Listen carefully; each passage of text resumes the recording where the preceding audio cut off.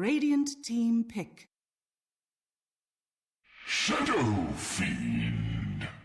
Everyone comes out from the woodwork now, and not looking so good for Valkyria here. He runs up north to try to avoid the trouble.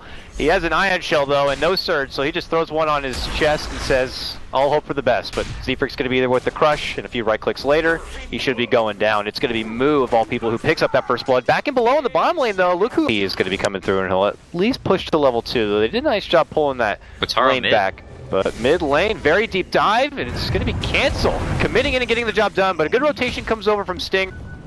Yeah, Kotaro getting a little bit greedy, trying to stay in the lane a little too long, and Cancel just barely getting level 3 from a melee creep, and then immediately popping the shield going onto him. May go down again here. Mid lane. Oh, he'll be able to take down the courier, but he does end up getting dropped. Z-Freak had rotated all the way over to catch that Shadow Fiend be out from. He goes for it there. Forward smash. He gets it.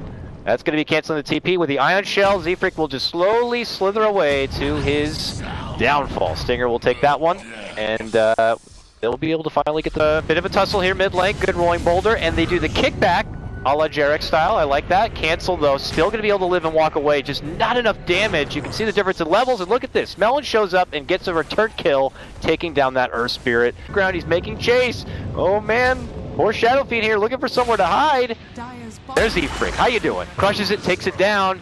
Castle turns back with a nice little set of chains, and the compLexity are going to be able to make it away without losing anyone. Ash will stop it, but Z-Freak makes it away, barely alive. You can get easily run out this game by the Ember, by the StarLadder. He gets a quick Blink Dagger, which it looks like he is on track for. He's just going to walk away, no problem for that one. And here comes Cancel now, able to get the chains off. Rubik has no more mana to work with, so he's going to get chased down. While on the bottom half of your screen, you're going to see the jump onto your Earth Spirit. Easily going to be able to block the boulder roll out. He gets dropped, and on the other side of things, Cancel's going to get the pickup onto the J-Hope. Rubik not able to deny him. He's going to be going for that HOD. He's going to do this a couple of times, so to get a Purge creep and get Ice Ogre creep, a couple other nice creeps that bolster your early game a little bit, but Stinger goes down up by this top lane. Yeah, we catch the action there as just simply Cancel and Z-Freak, two Bash brothers, going at it again here. This is just like, where are you going to go, kid? Now, they are rotating in some reinforcements here. If compLexity overextended a bit, we'll see if they can do something about it. There's a stun connection onto Cancel. He's looking to remnant himself out. Is able to make it away. There's the crush on the Centaur. But here comes the mighty Shadow Friend, and he raises his way right through Z-Freak. Centaur's ult getting in on the action. Chase towards Swindles. And on the other end, though, it's going to be Moo just crunching down that Earth Spirit, able to break him apart. Here comes Benjaz. Trying to chase down Melons, but now they're going to turn right back on him. Can we get a root? Well, we can get a lift here. The Rubik's able to kind of fend off the trouble. Cancels back, though. Remnant's right on in, gets beautiful chains. The wall's going to get committed, but it's too late for Rubik. He's going to be going down. And then the end of the Centaur here. It's still compLexity coming up way on top. Monkey's even getting involved in the action. All of compLexity in attendance here. Coming out from Infamous. They are going to be able to get this mid lane, possibly. Shadow Fiend has been, like, totally dedicated to farming and objective gaming here in the past few moments, but as he's able to get this tier 1, I think Melons might be able to kind of do some damage. No, he's going to be fine. But he's trying, man. He's trying to get himself back in the game. Okay, sorry, Quinn. Now they'll get him. Oh, Remnant! Oh, okay, they both get dropped. Cute little play right there. Cancel will be able to... It seems the team is going to start rotating over now. This is compLexity. Smoked. Wrapping.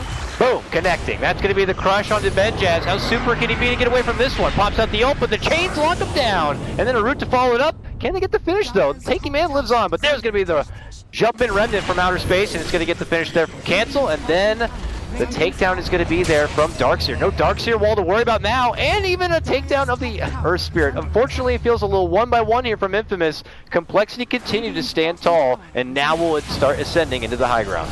Oh, they will get a nab. Nicely there. Onto Z-Freak. There goes the Requiem. He's looking to make chase. Can he get the rep for Cancel? Couple of waves, and they'll get the takedown very nicely down to Monkeys. Bear could be next. Suddenly, Shadow Fiend back from the past here. Looking to make up for the laning phase. Get some shots. Swindles does not like how that feels and has to get the hell back. This Shadow Fiend alone. This is sort of his strongest point if you do go for that Radiance build. Doesn't get too much stronger, so they're going to smoke up and look for a fight. Oh man, of all people to run into, the Shadow Fiend just walks right up into Team compLexity. He's able to get off the Death Requiem. It does a little bit of work, but not nearly enough to make up for that. And the rest of Infamous have to get the hell back. There's not even a buyback available on the Shadow Fiend either. down towards mid lane, trying to fend off the trouble. There goes the global. They're looking to move in and really strike them hard, and they're going to be able to get the takedown. That's going to be the drop of not one but two, as both support staff going to get taken apart. And now it's all, I mean, even like some sort of like clutch catch from Infamous. They're not a team that seems at the moment to try to do any sort of smoke wraparound or flank play or surprise attack.